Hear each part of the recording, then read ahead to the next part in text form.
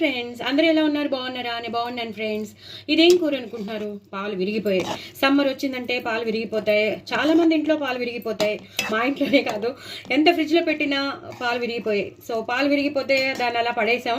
కాసేపు అలా వదిలేసాను. తర్వాత అనుకున్నాను, అరే ఎందుకు దాన్ని అలా వదిలేయాలి, ఎన్నో చేస్తూ ఉంటాను, దీన్ని చేయలేనా అని చెప్పేసి పాలకూర ఉంది.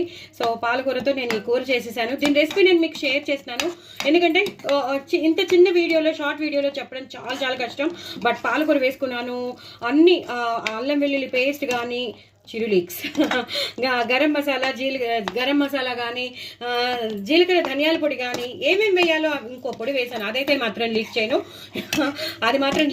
అదేంటో మీరు చూసి తెలుసుకోండి. అదంతా వేసి చేశాను. చాలా బాగా వచ్చింది. గరం మసాలా కూడా వేసాను.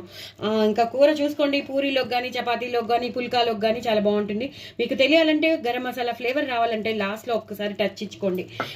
ఎన్నిసార్లు వేసినా ఒక్కసారి లాస్ట్లో టచ్ ఇస్తే మాత్రం దాన్ని కిక్కే వేరుంటుంది అంటారు కదా, అలాగా సూపర్గా ఉంటుంది. చాలా బాగుంటుంది కూర.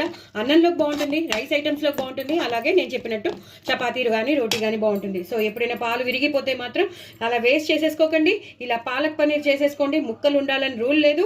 ఇలా స్క్రాంబుల్డ్ పనీర్తో కూడా మనం చేసేసుకున్నాం అనుకోండి. చూసారా ఈ టెక్స్చర్? చూసారా? సూపర్ ఉంటుంది. మంచి వాసనగా ఉంది. ఇంట్లో వాళ్ళు అప్పుడే అడుగుతున్నారు, ఏంటి హోటల్ వాసన వేస్తుంది అని.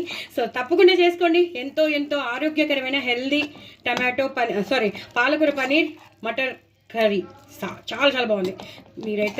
మీరు ఎలా అయిపోతున్నారో నాకు తెలియదు, కానీ నాకైతే చాలా టెంప్టింగ్గా ఉంది. సో మీరు తప్పకుండా చేసుకోండి, ఎంజాయ్ చేయండి. చూడండి ఎంత బాగుందో. ఇలాగే బఠానీలు వేసుకోండి, ఎక్కువ బఠానీలు. ప్రోటీన్ వస్తుంది, హెల్తీగా కూడా ఉంటారు. బాయ్ అండి.